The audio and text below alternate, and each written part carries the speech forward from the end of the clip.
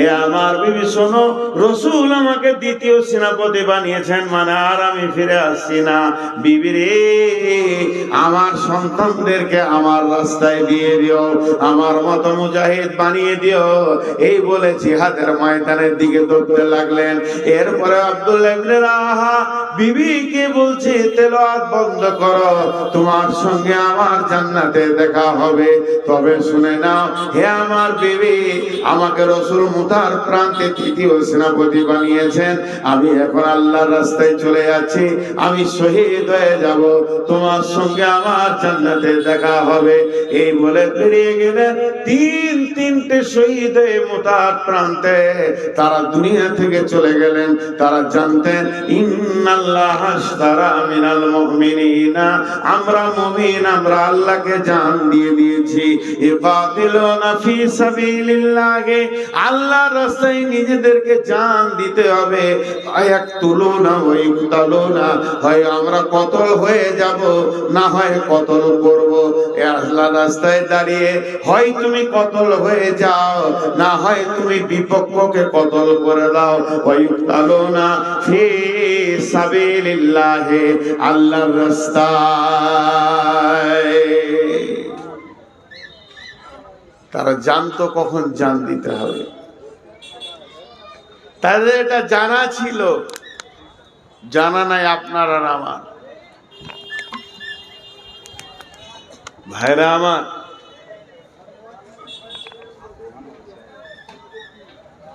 এইটা নাকি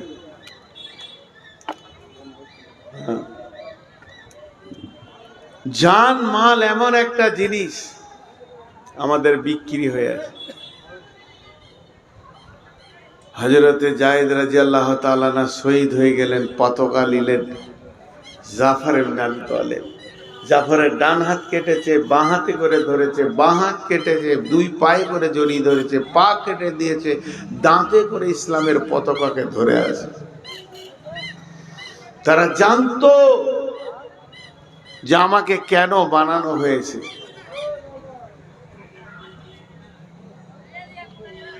আর আমাদের কিছুই জানা নেই।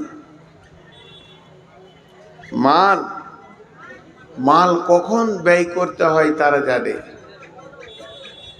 ভাইরা আমার, মাল হযরতে উসমান গনি, আল্লাহ তাবারক ওয়া তাআলা উসমান গনিকে মাল দিয়েছিলেন, তিনাকে মালের সম্ভার দিয়েছিলেন, তিনাকে গনি বানিয়েছিলেন, ধনী বানিয়েছিলেন। তিনি ইসলামের তৃতীয় খলিফা ছিলেন। প্রথম খলিফা আবু বকর, বিদায়ের পর ওমর ফারুক রাদিয়াল্লাহু তাআলা আনহু। ওমর যেদিন বিদায় নিলেন, হযরতে উসমান গনি খলিফা হলেন। ওসমান একজন খলিফা, ওসমান একজন মুমিন মুসলমান, ওসমান একজন মাওলানা। শুধু তাই নয়, ওসমান হলেন রাসূলের জামাতা, যু নূরাইন। রাসূলের দুই মেয়েকে ওসমান বিয়ে করেছিলেন। একটা মরে যাওয়ার পর জামাইটা কত প্রিয় ছিল, রাসূল দ্বিতীয় বিটি দিয়ে দিলেন। তার নাম হচ্ছে হযরতে ওসমান গনি রাদিয়াল্লাহু তাআলা আনহু। এই ওসমান গনি যখন নিজের গম হয়েছে মদিনার মার্কেটে বিক্রি করতে গেছে, মদিনার হাটে দাঁড়িয়ে আছেন। এদিকে মাল, এদিকে গমওয়ালার আছে, এখানে কাপড়ওয়ালার আছে, এখানে আর কিছু অনেক আছে। এমন সময় দেখছেন ওই মদিনার মাটিতে বহু দূরে মরুভূমির বুক চিরে একটা দল আসছে। যে দলের ভিতরে তারা হাট করবে না, হাটে তারা কিনবে না, তারা বেচবে না, তাদের বেচার কিছু মাল নাই, কিনার মতো অর্থ নাই। তারা এত গরিব, কখন খেয়েছে ভুলে গেছে, কি খেয়েছে ভুলে গেছে। শুধু তাই নয়, তাদের পেটে খাবার নাই, গায়ে তেল নাই, মাথায় চিরুনি কাঙ্ঘি করেনি, একদম উস্কো খুস্কো হয়েছে। তাদের মধ্যে বৃদ্ধ আছে, বিদ্যা আছে, যুবক আছে, যুবতী আছে, শিশু আছে, নারী আছে, পুরুষ আছে, দল বেঁধে তারা মদিনার হাটের ভিতরে ঢুকছে। কিনবে না বেচবে না, তা ঢুকছে কেন? হাটে তো কিনা বেচাই হয় না। তারা ঢুকছে ক্ষুধার্ত অবস্থায়। কেউ যদি দুটি পয়সা তাদের হাতে তুলে দেয়, তারা পেটে ক্ষুধার্ত অবস্থায় রয়েছে। আজকে হাটের দিন, অনেক ধনী, অনেক ব্যাপারী, অনেক পাইকার লেনদেন করবে।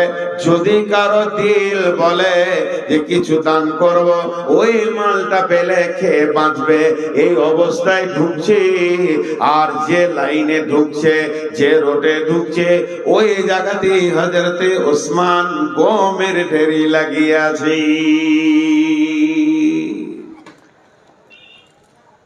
আপনার আমার মালে ভেজাল থাকতে পারে, ওসমানের মালে ভেজাল থাকবে এটা বিশ্বাস করা যায়? পরিষ্কার পরিচ্ছন্ন গম। পাইকাররা আসছে আর বলছে, হুজুর কি দাম নেবেন? হুজুর কি দাম নেবেন বলেন। হযরত ওসমান খালি একটা কথা বলছে, একটু ঘুরে আসেন, এই তো এলাম, বাজার দর একটু উঠুক, বিক্রি করব। আমি বিক্রির জন্যই তো এসেছি, খালি বাজারটা একটা উঠুক। আহা, ওই দল যখন ঢুকেছে, ওসমানের বিবেকের ঘরে একটা হাতুড়ি পড়ে গেছে, ধাক্কা পড়ে গেছে। মাল তো আল্লাহ চাইছে, এবার আমার এই মাল কিনার জন্য আমার খরিদ্দার এখন আল্লাহ স্বয়ং নিজে হয়ে গেছে। তার কারণে গরিব গুলো কেন এলো? হযরত ওসমান বলছে, বাবু তোমার গামছাটা পাতো, লাও, একশা দুসা। তোমরা কজন? 5 জন লাও। তোমরা কজন? 3 জন লাও। লাও লাও লাও। একটা বস্তা শেষ হলো, দ্বিতীয় প্যাকেট গেল, তৃতীয় প্যাকেট গেল, সমস্ত মালগুলি তার চলে গেল। হযরত ওসমান বুঝে নিলেন, আজ আমার কাছ থেকে আমার আল্লাহ মাল চেয়েছে।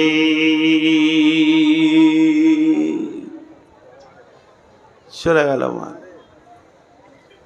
মাল চলে গেল। ব্যাপারীরা বলছে, ওদের তো পেটে খাবার জুটে না, দাম কত দিল? বলছে, আজ তো বিজনেস আমি আল্লাহর সঙ্গে করেছি, এবং টাকার বিনিময়ে নয়, জান্নাতের বিনিময়ে করেছি। কত চিন্তাটা সূক্ষ্ম, বোঝাটা কত ওদের জন্য আসান। ভারতবর্ষের মুসলমান, বিশেষ করে আমাদেরকে কথা বলছি, এখন আল্লাহ আমাদের কাছ থেকে কি চাইছে বুঝে আসছে।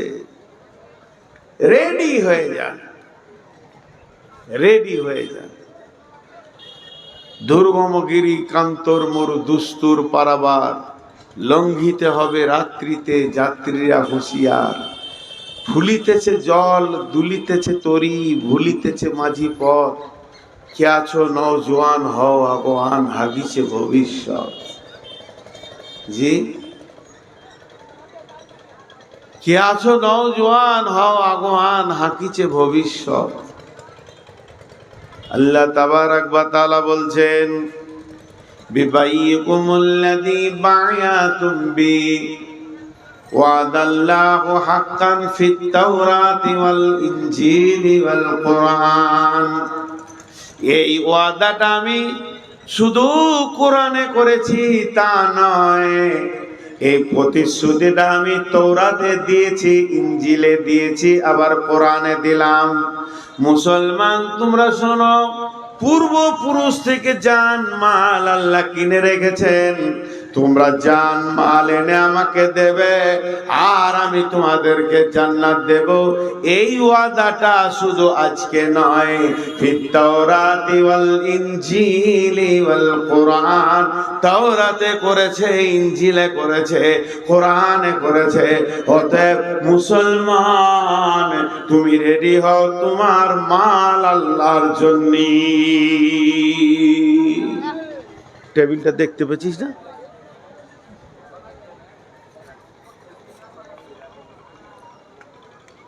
সব তোমার আল্লাহর জন্য। বুঝে নিতে হবে আল্লাহ এখন কি চাইছে। দেখেন, যে সাহাবীগুলো বুঝেছিল তাদের ইতিহাস কি। ওই যে তালহা রাদিয়াল্লাহু তাআলা আনহু রাসূলের জন্য পাথরের নিচে শুলেন, শুধু তাই নয় 180 খানা তীর নিজের বুকে নিলেন, রাসূলকে একটা লাগতে দেননি। এই তালহা রাদিয়াল্লাহু তাআলা আনহু তখন মরে যাননি, তার অনেক পরে মারা গেছেন। যেদিন তালহা মারা যান, আল্লাহর নবী জানাজা পড়েন এবং লাশ কবরে যখন রাখা হয়, বিশ্ব নবী বলছেন, এই আল্লাহ, আমার তালহাকে আমার কাছে ছিল, তোমার কাছে দিলাম। আর আমি নবী মুহাম্মদ সাল্লাল্লাহু আলাইহি সাল্লাম বলছি, আমার তালহা যেদিন তোমার ইসরাফিল সুর ফুঁকবে আর কিয়ামতের মাঠে উঠবে লাব্বাইক দিয়ে, সেই দিন আমার তালহা আর তোমাকে দেখে হাসবে, আর তুমি আমার তালহাকে দেখে মুচকে হাসবি।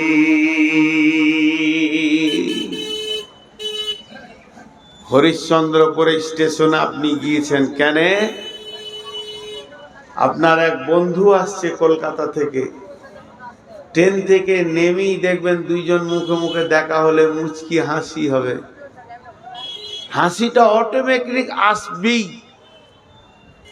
এই যে প্রেম, কত মহব্বত, যেটা কঠিন কিয়ামতের দিন, সেই দিন তালহা যখন উঠবে তো আল্লাহ তালহাকে দেখে মুচকে হাসবে, আর তালহা আল্লাহকে দেখে হাসবে। এর থেকে সৌভাগ্য আর কি হতে পারে? ভাইরা আমার, মাল গ্রহণ করা যেমন ইসলামের জন্য মাল ছেড়েও দিতে হবে। আব্দুল্লাহ যুল বাতাজাইন একটা সাহাবীর নাম, ওর নাম ছিল আব্দুল উজ্জা। লাত, মানাত, উজ্জা, হোবল এগুলো হচ্ছে দেবদেবীর নাম। আমাদের যেমন এখনকার যুগে দুর্গা, গণেশ, কালী মূর্তির নাম, আগেকার ছিল তাদের দেবদেবীর নাম ছিল লাত, মানাত, উজ্জা, হোবল। উজ্জা একটা ঠাকুরের নাম, উজ্জা একটা ঠাকুরের নাম। আমার বাড়িতে যদি কোনো সন্তান হয় তা আপনি খুশি করে নাম রাখলেন আব্দুল্লাহ। দুটো শব্দ, আব্দুল্লাহ, আব্দুল্লাহ দি মিলিয়ে আমরা বলি আব্দুল্লাহ। আব্দুল্লাহ নামটা রেখে আমরা খুশি হই। আব্দুল্লাহ মানে জানেন, আল্লাহর গোলাম। ওর বাপ বলতে চাইছে আমার ছেলেটা আল্লাহর গোলাম। তোর বাপের বোনটা খুব খুশি হচ্ছে যে আমি ছেলেটাকে আল্লাহর গোলাম বানালাম। তো আব্দুল উজ্জা যখন জন্ম নেই তো ওর বাপ নাম রেখেছে আব্দুল উজ্জা। উজ্জা একটা ঠাকুরের নাম, তাহলে ওর বেটা হলো উজ্জা ঠাকুরের গোলাম। যেমন অনেক হিন্দু ভাইদের নাম আছে কালী দাস, কালীর দাস, সে দাসত্ব করবে, এর জন্য নাম রাখা হয়। তো ওর নাম রেখেছে আব্দুল উজ্জা। ভাইরা আমার, যখন মদিনা মানবালায় আব্দুল উজ্জা বিশ্ব নবীর সংবাদ পেলেন, আল্লাহর নবীকে পেলেন, আব্দুল উজ্জার বাপ মারা গেছে, মা বিধবা, মা বেটা দুজনই চাচার কাছে থাকে, আব্বা তো নাই। সেই আব্দুল উজ্জা আল্লাহর নবীকে পেয়ে আব্দুল উজ্জা বুঝে ফেললেন আর দেরি করা যাবে না, আমাকে এখন কালেমা পড়তে হবে, আল্লাহর গোলাম বানতে হবে। কৌতূহলিকতা ছেড়ে দিয়ে, দাসত্ব ছেড়ে দিয়ে আর দেবদেবীকে ছেড়ে দিয়ে রসুলের কাছে কালেমা পড়ে নিলেন। বিশ্ব নবীর কাছে কালেমা পড়েছে। এই খবর যখন তার চাচা পেয়ে গেছে, আব্দুল উজ্জার চাচা, চাচা বলছে, আব্দুল উজ্জা রে, তোর ব্যাপারে কি শুনলাম, তুই নাকি বিধর্মী হয়ে গেছিস। তখন আব্দুল উজ্জা পরিষ্কার বলছে, চাচা বরং সত্যকে এতদিন খুঁজে পেয়েছি, সত্যের সন্ধানে ছিলাম, সত্য যখন পেয়েছি মিথ্যাকে ছেড়ে দিয়ে সত্যকে গ্রহণ করে নিয়েছি। চাচা এ ব্যাপারে কোনো সন্দেহ নাই, আপনি যেটাই ভাববেন ওটা ভাবতে পারেন, আমি সত্যকে গ্রহণ করে নিয়েছি। চাচা বলছে, বেটা শোন, যদি ওটাকে গ্রহণ করিস তাহলে বাপ চাচার মালে তুই ওয়ারিস থেকে বাদ চলে যাবি।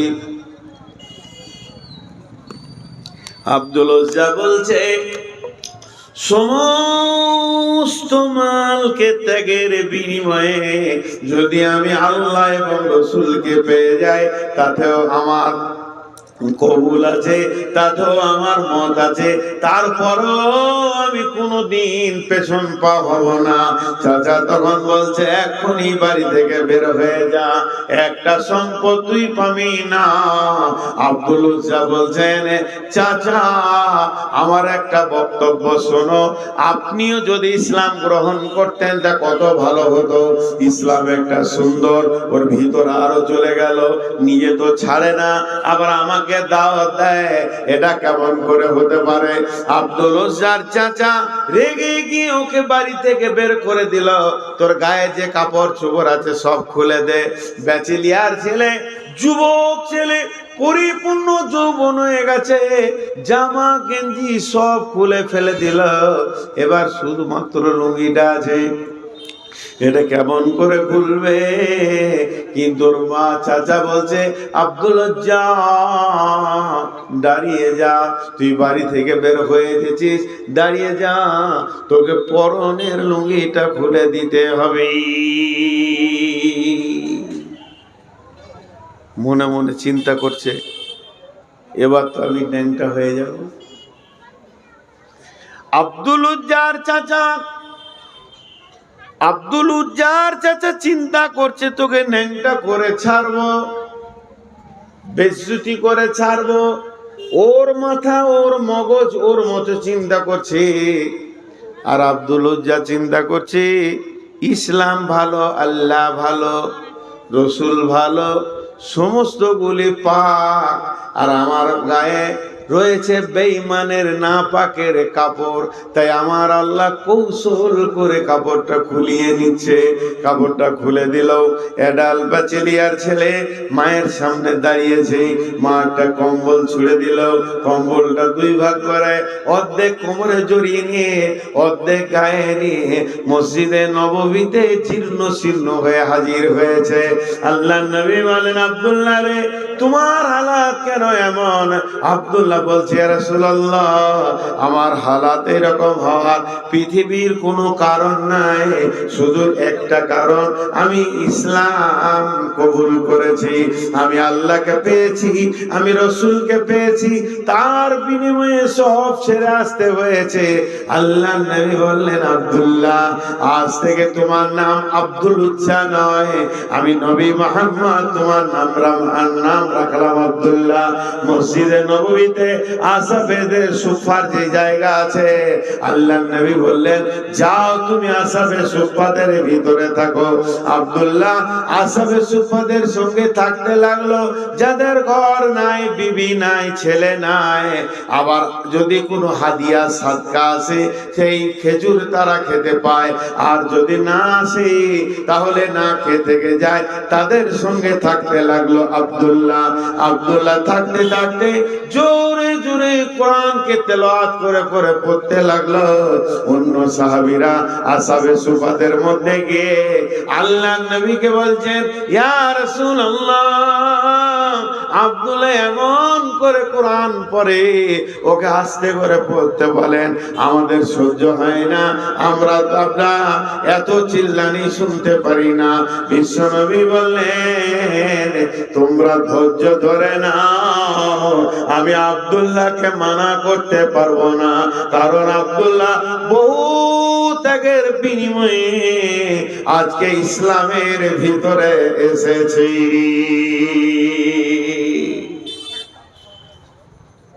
এই লোকটা কি করে বুঝলে যে আমাকে জান দিতে হবে? মুতার যুদ্ধে মদিনাতে এলান হয়ে গেল, যার কাছে যা আছে মাল মসজিদে নববীতে জমা করো।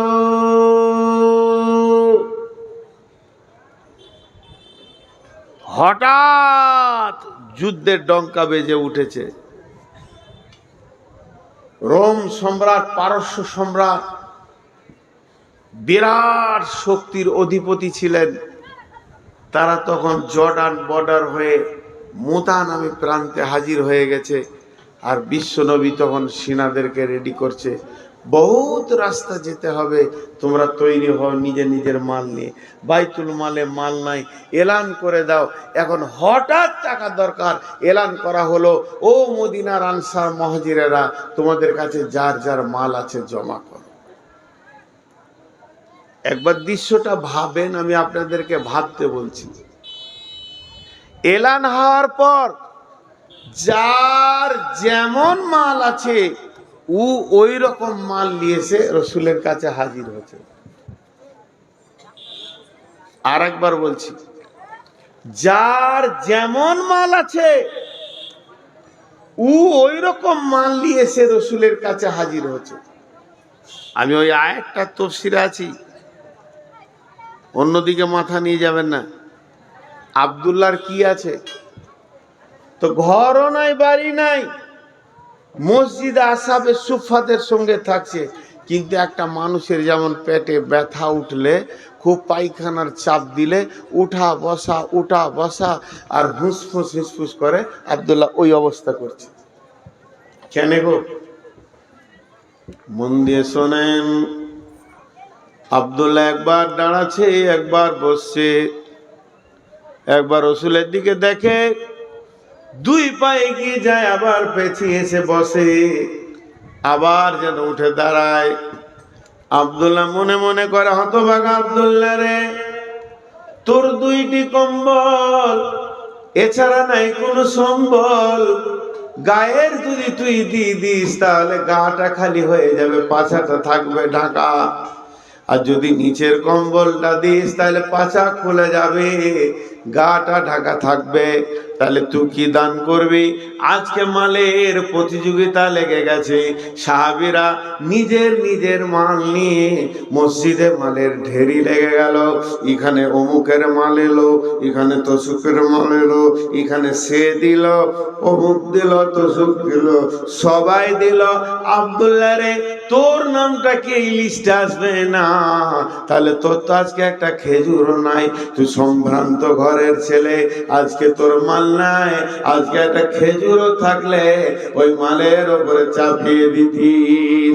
এই জন্য একবার উঠছে, একবার বসছে, কোনটা দিব কোনটা রাখবো তাল পায় না।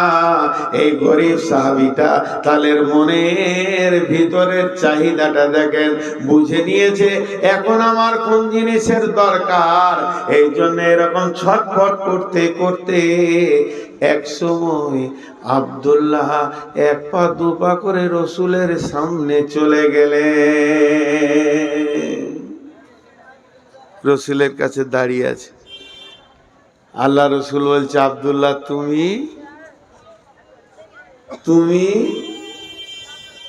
তুমি কেন?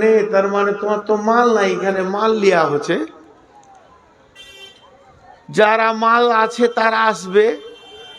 তো ওইটা ঠিক এমনি করে বলছে, আব্দুল্লাহ তুমি। আব্দুল্লাহ মাথাটা নামো করে চোখের পানি ছেড়ে দিয়ে বলছে, ইয়া রাসূলুল্লাহ, ইয়া হাবিবাল্লাহ, আমি অনেকক্ষণ থেকে জানের বেচৈনে রয়েছি, আমি কি দিব খুঁজে পেলাম না, তবে এখন একটা মাল আমি খুঁজে পেয়ে গেছি।